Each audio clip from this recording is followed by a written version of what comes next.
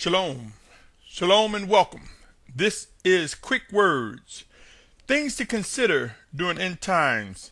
It represents a series of messages to those who seek to do the will of the Almighty Father Yahuah, and who have come to accept Yahusha as the true Messiah, as our Mashiach.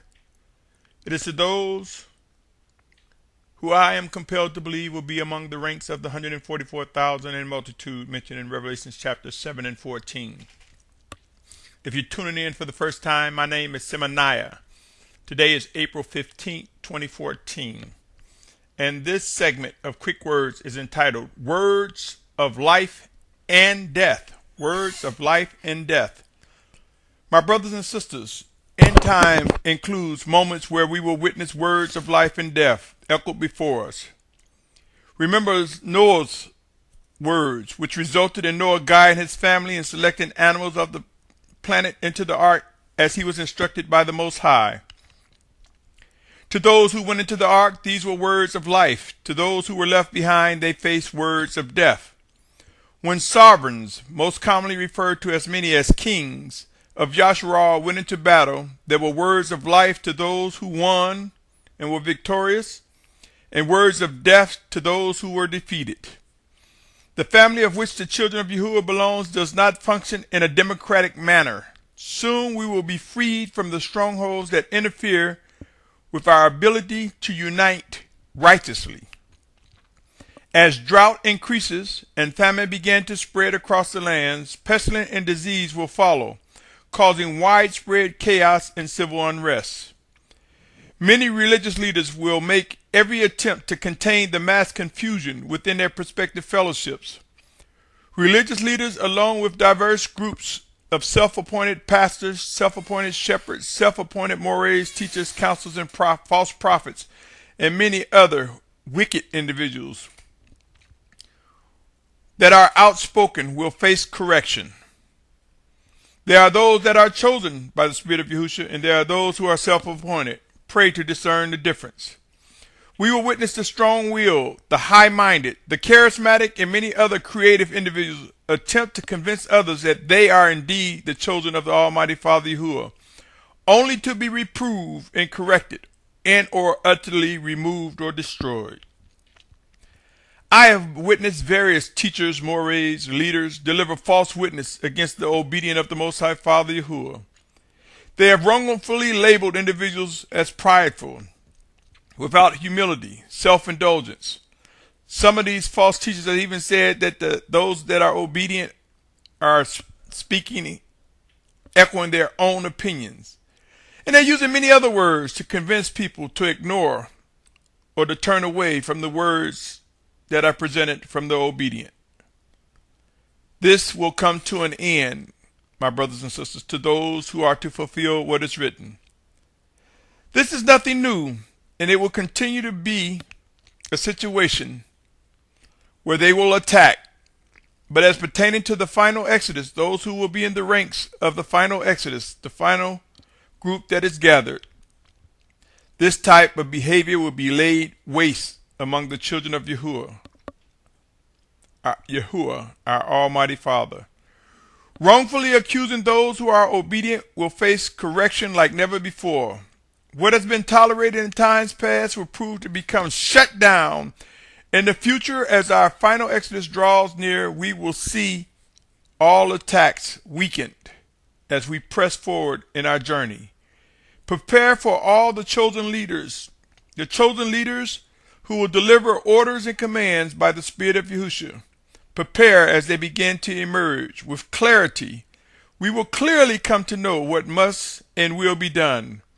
We will come to witness those chosen by the Spirit of Yahusha speak both words of life and death as they carry out their orders.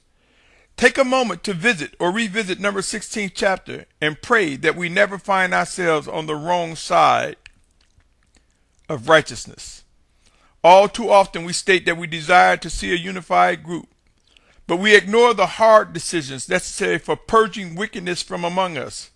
We take on a position of being nice and being among the ranks of those who accept compromising teachings, practices, and behaviors. Those who are under wicked and false pretenses, unaware, some are aware. But there will be a refining process, my brothers and sisters. It will result in those who truly are our brothers and sisters being reproved and corrected, sharpened and fashioned to do the will of the Almighty Father. Or those who are deceitful will be exposed and rejected and cast out. My brothers and sisters, the refining process that will result in us going through extreme humbling events, it will bring such habits that fight against righteousness to an end among those who will be gathered to fulfill what is written.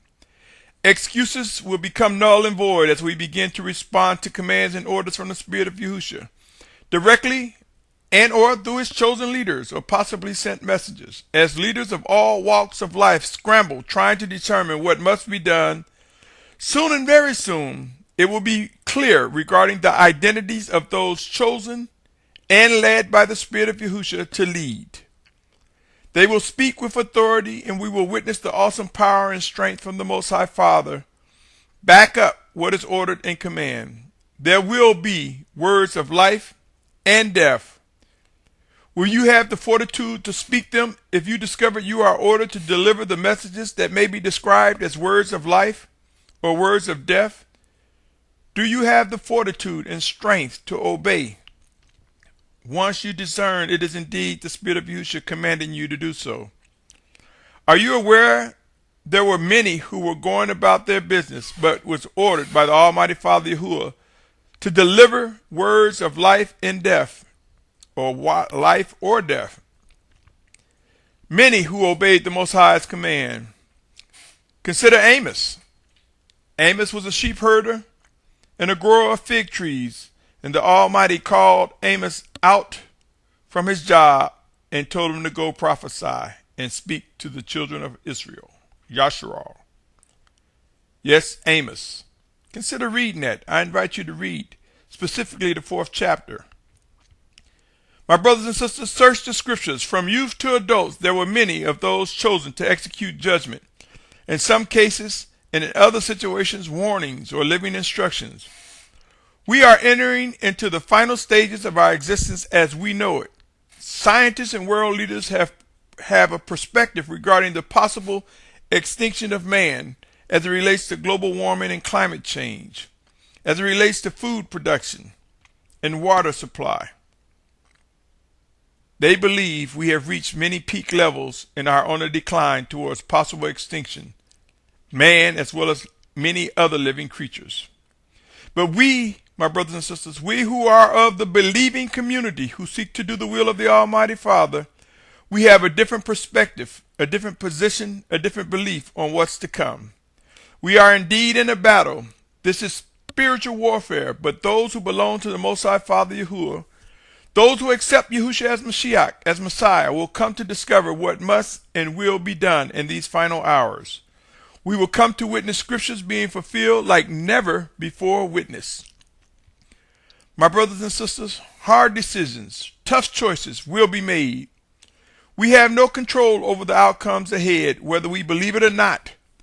Whether we label it tough choices or hard decisions or something in between or something else, we will witness clearly words of life and death echoing throughout our journey as we are refined and as we proceed towards our final exodus, waiting for the return of our Messiah, Yahusha.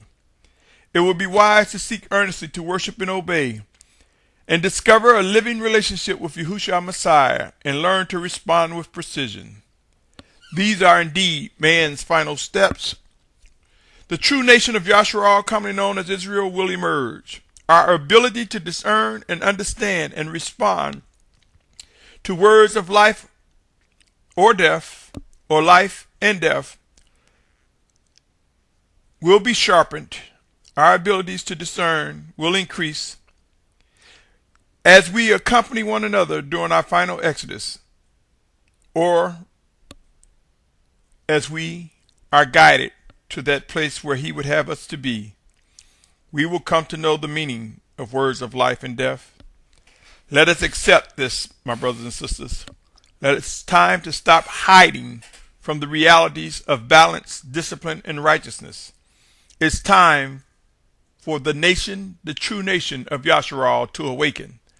A body of believers consisting of both Hebrew and Goyim, or Bari and Gentiles, other nations who are grafted together as one by Yahusha HaMashiach, our Messiah. This is the true nation of Yahusha, made whole by the redemption power of the Almighty Father.